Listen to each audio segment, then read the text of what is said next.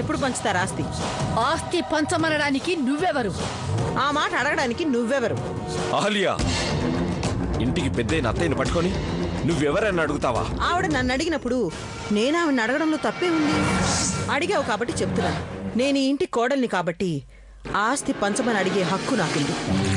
నువ్వు నా తల్లివి కాదు, అత్తవి కాదు, ఈ ఇంటి కోడలివి కాదు, ఈ ఇంటి యజమానివి అంతకన్నా కాదు. తల్లి లేని పిల్లల్ని పెంచి పెద్ద చేసిన ఆయావి మాత్రమే. ఆస్తి పైన కొడుకులకి కోడలికి ఉన్న హక్కు నీలాంటి ఆయాలకుండదు. ముందది తెలుసుకో. అహల్య, నువ్వు మీకు 24 గంటలు టైం ఇస్తున్నా. ఈలోగా ఆస్తి పంచి తీరాలి, లేకపోతే ఏం చేస్తానో నాకే తెలియదు. పెళ్ళైన తర్వాత చాలా మందికి భార్య వల్ల అదృష్టం కలిసి వస్తుందట. భార్య జాతకం భర్త జీవితాన్ని మారుస్తుందంటారు. కానీ నన్ను పెళ్లి చేసుకున్నందుకు మీకు అవమానాలు, కష్టాలు తప్ప నా వల్ల ఇంకే.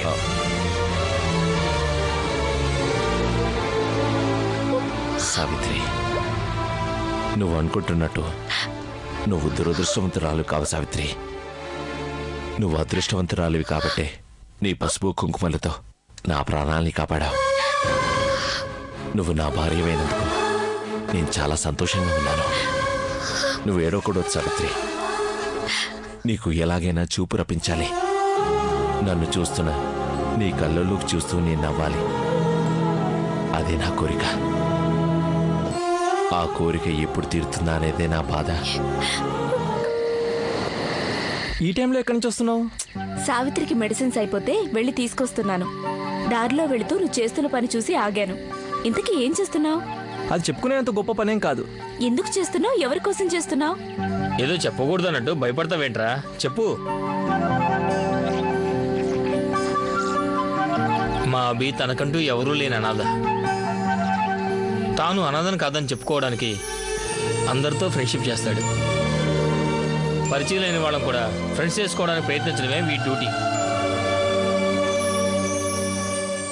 అనాథలు ఎక్కడ కనిపించినా వాళ్ళకి ఏదో విధంగా హెల్ప్ చేస్తూ ఉంటాడు.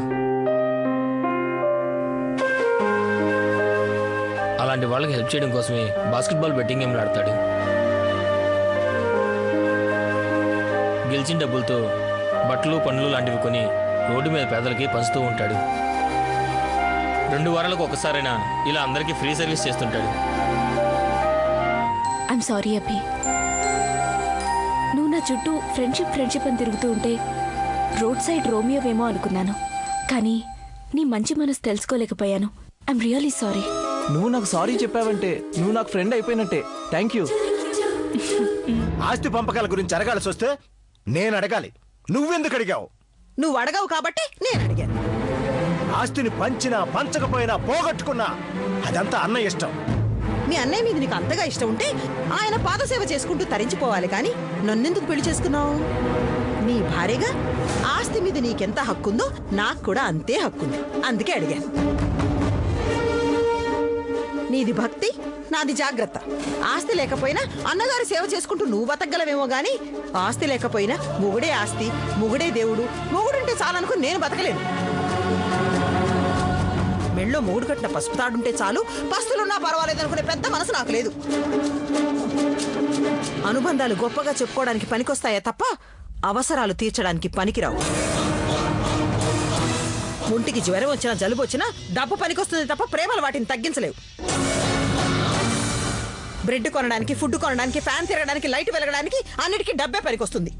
అడగడం ఒక్కటే కాదు, ఆస్తి పంచిచ్చే వరకు ఊరుకునేది లేదు. రాజశేఖర్, రాజశేఖర్,